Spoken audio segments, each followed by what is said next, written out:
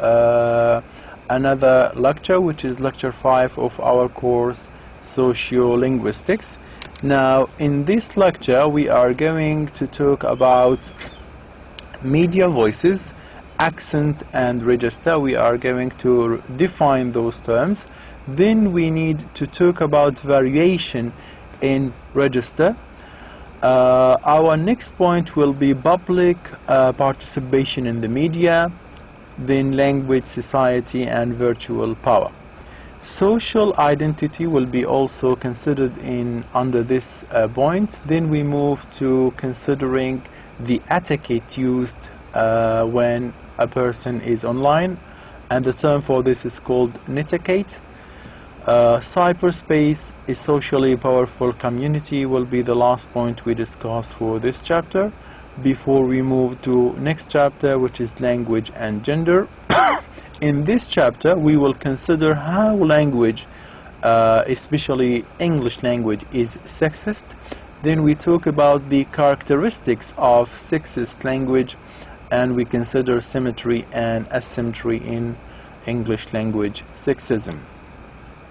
So media voices.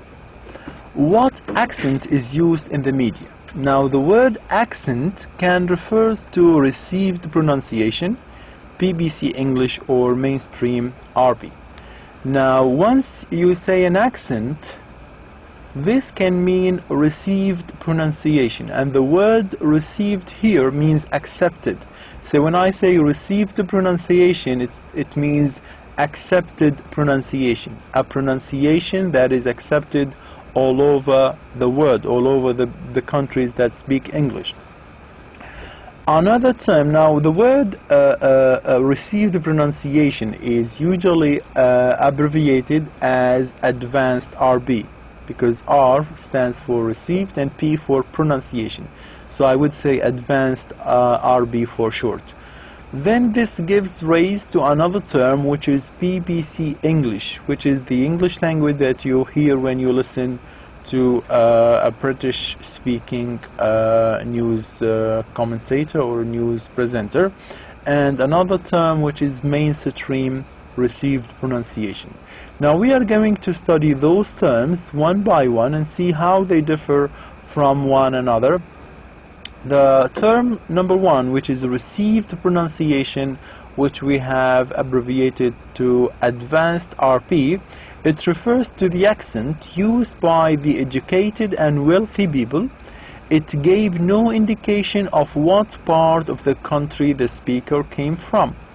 Now, in a dialect that you speak, sometimes we can know that you have come from this part of this country or from that part of this country.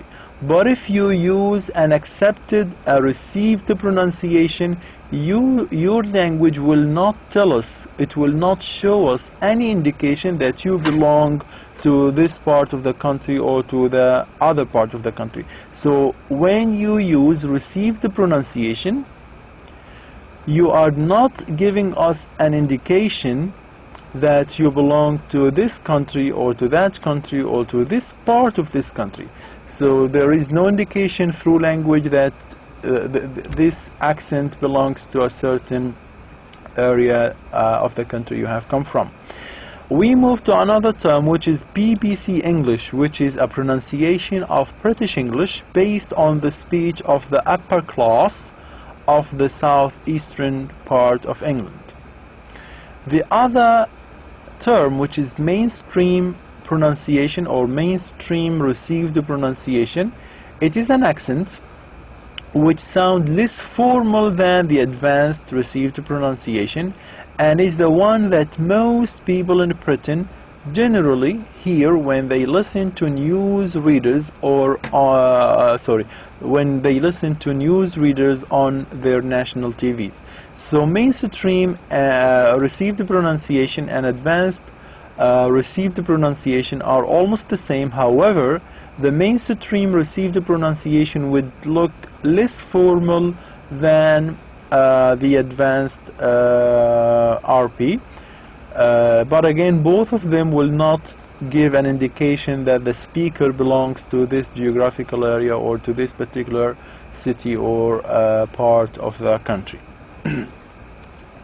We move to the next point, which is the variation in register, and we need first to know what does the word register mean. Register is the way that language can systematically vary according to the situation in which it is used. For example, if you are talking politics, there are some terminology that you use. So I would call this change, this variation in the language, a register. If you are teaching your students about, say, science, there are certain terms, certain particular terminology that you use to indicate that you are teaching this particular course. So the word register refers to the variation of language that a speaker would use according to the situation in which he is using the language. Variation in register can be in sentence structure, can be in pronunciation, and can be in vocabulary. So the grammatical structure of the sentence changes from one situation to another. The specific words or the vocabulary that you use in this field rather than the other would also change or vary when you are moving from one register to another. So simply speaking, a register refers to the variation, to the change of your language according to the situation in which you are. We move to the factors that determine variation of register. We have certain factors that determine, that have an influence on varying register. Those are three factors: field, tenor, and mood. The field refers to the subject matter, to the main topic of the discourse, and as he said, the discourse means conversation or simply speech. The tenor refers to the role being played by the speaker, and the mood refers to the medium of communication, whether this is a speech or writing. An example of this, the weather forecast contains technical vocabulary relating to temperature, high and low pressure, cyclones, storms, etc. Now, for example, the field will be the weather forecast. This is the main topic of the discourse. The tenor is the weather reporter, the person who is reporting the weather, and the mood will be the technical vocabulary such as temperature, high and low pressure, etc. And sometimes there are some symbols. A small sun would represent sunshine. An arrow, for example, would refer to the direction of the wind. Now we move to another point, which is the public participation in the media. Now usually we know that those who get on TV are either presidents, prime presidents, those people in power, but sometimes we find that the public, the average person gets on TV. Now we need to know what are the reasons for allowing the public to participate in the media or in any TV show. Now there are a number of reasons. The first one, this would provide the opportunity for more democratic debate in the media, because you are involving people from different classes. You are involving high class people, you are involving low class people, you are involving the average person. So this would allow a more democratic debate. Number two, this can depoliticize some important issues by presenting them for public debate. Now, some political issues are very important, but once everybody starts talking about them, they look as if they were not that important, because they become a common sense topic. They are on TV, they are discussed by low class people, they are discussed by average persons, they are discussed by the public. So discussing those topics on media by the public would depoliticize, those topics will lose some of their importance. Number 3, allowing the public to get on the media will open up access to an important public domain for people whose voices and opinions are not usually heard on television. Now, once once the public feel that they are involved in the country's matter, they are involved in those political matters, they feel they are part of the picture, and they see themselves involved in the media, this will open up an access for them to participate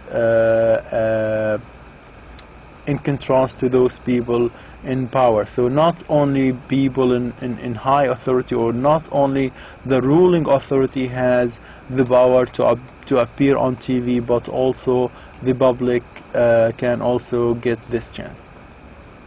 Number 4, this also provides a powerful space for the voices of ordinary people to be privileged over the voices of institutional representatives whose opinions and views usually predominate in the media. Again, institutional representatives means those who belongs to a certain institution, whether this is a governmental institution, an academic institution, in contrast to those who does not belong to any institutional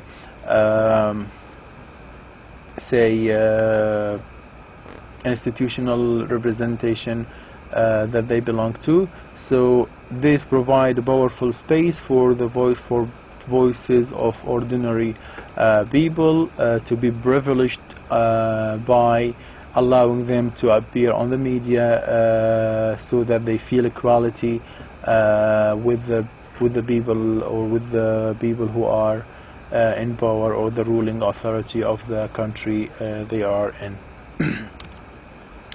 Language, society, and virtual power. Now, when I say virtual power, it means the power of the internet, the power of online websites. There are two terms that we need to pay attention to. The first one is computer-mediated communication. So if the communication between people is mediated by a computer, I would say CMS, or computer-mediated communication, which means our communication is mediated, or it's made through another device, which is the computer.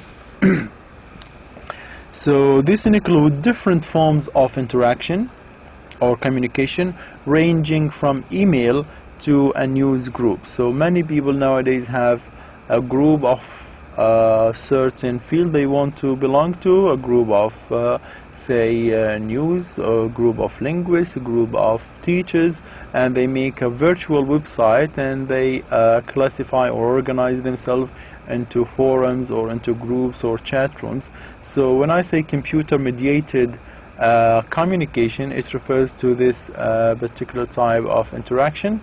It includes all type or all different types of interaction, be it an email interaction or a news group interaction.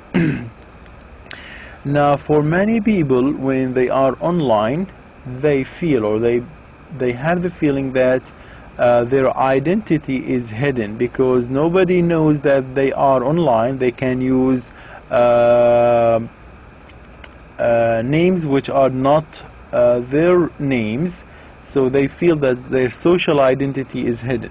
So in the early days of computer-mediated communication, it was believed, people used to think that excuse me, that this new medium would result in more democratic communication, because a person's social identity, their gender, their ethnicity, their age, can be hidden in the virtual world. And the virtual world means the online database or the website they are participating in. However, this is not the case, as a stereotypical interpretation of gendered behavior still prevail.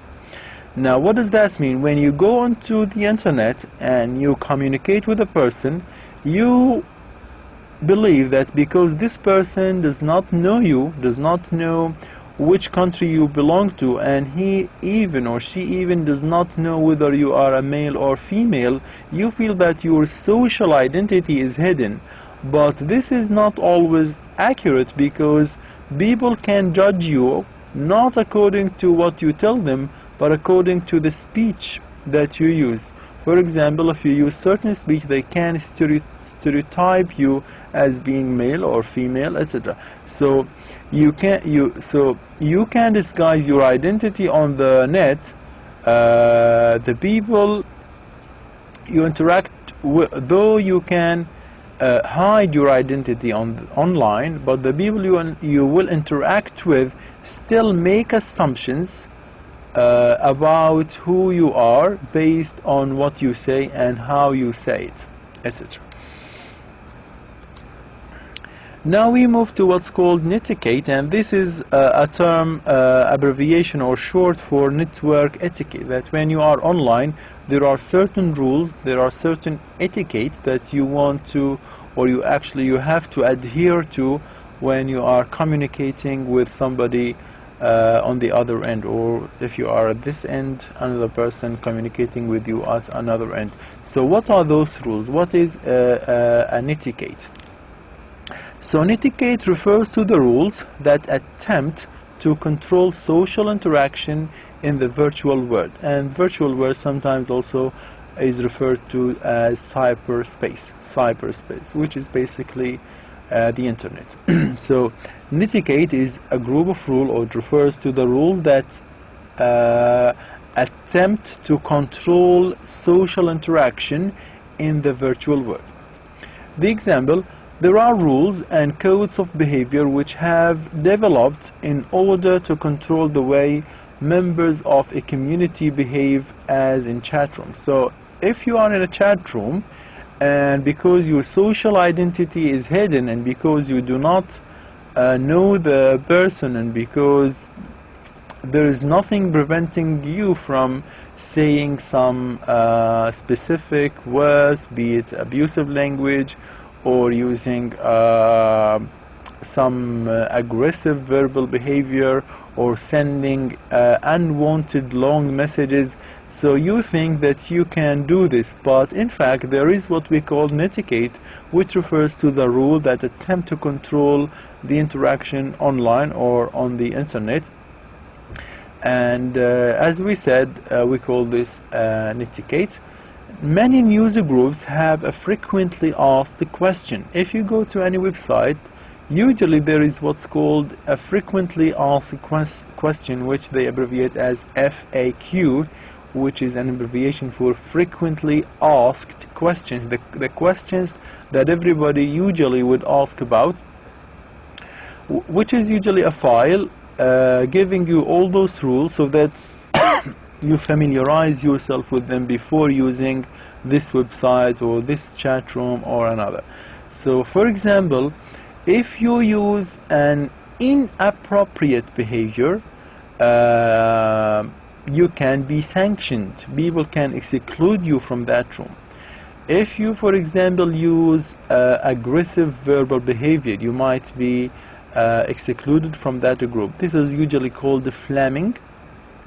Or when you send unwanted long messages, you are sending a spam, so people can simply exclude you from the group you are in, or you have joined them in that or this group.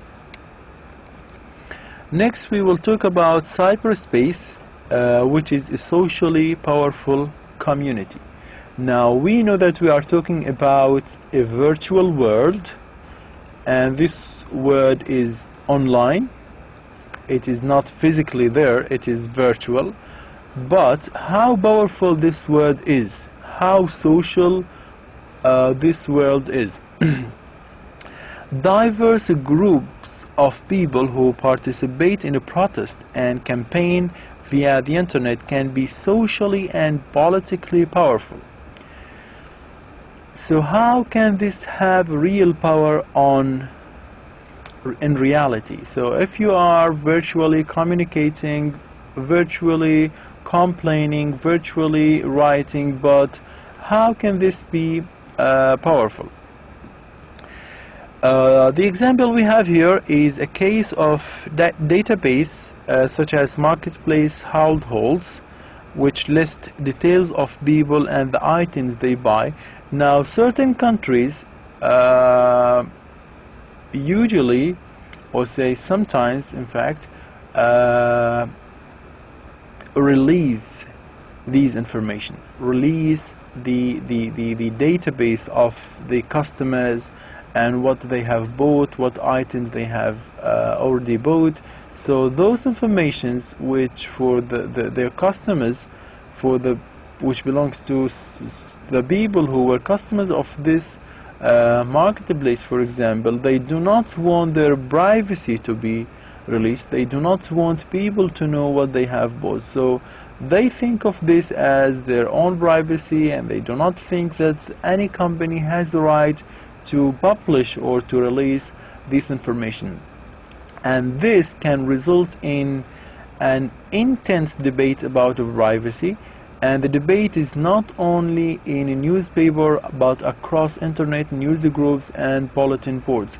Now, this can have a real effect on political views of certain people, of certain countries, especially if it is something related to main topics or controversial topics like ethnicity, like occupation, etc. So though it is a cyberspace, but it is socially powerful community where people can communicate and they can also have an influence on the political decision of their country.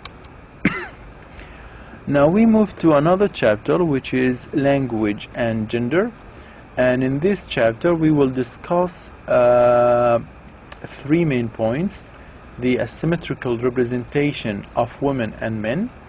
When I say asymmetrical, the word symmetrical means regular, systematic, and asymmetrical is the opposite. So when I represent women or men in not a regular or systematic or typical way, I am being asymmetrical. So the representation is asymmetrical. So asymmetrical representation of women and men.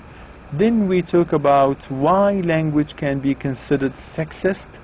Then we consider whether women and men use language in different ways. Before we start, we need to understand the difference between the word sex and gender. Sex and gender.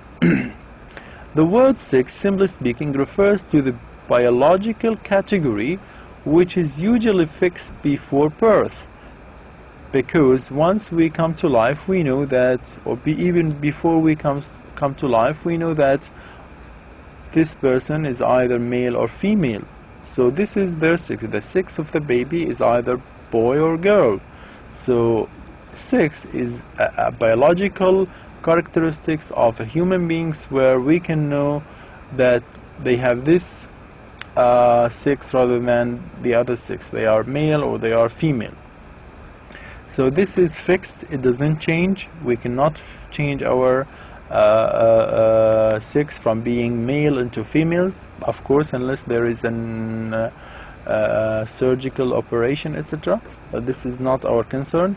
Now, the word gender refers to social category which is associated with certain behaviors. So gender is, though it is similar to sex in meaning or has something in common, but gender refers to social category which is associated with certain behavior. Now we have some examples which can make this even clearer.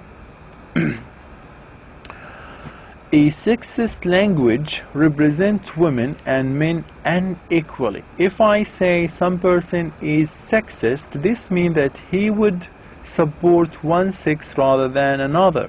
So, and he uses a sexist language, and a sexist language represents women and men unequally, as if somebody is better than the other, or as if men are better than women, men are better than women, or the other way around.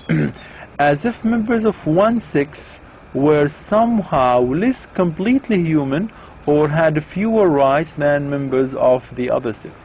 Now I have two images. The first one is an example of a sexist language where the people who have decided to write this think that men are working above, which means they are not working down, and working down is a place where women are left to do. The other example is quite the opposite, when women rule, and the stereotypical type is that men usually rule. So those are two examples of sexist language, where in the first example the writer or the person who has written this supporting his own sex or supporting male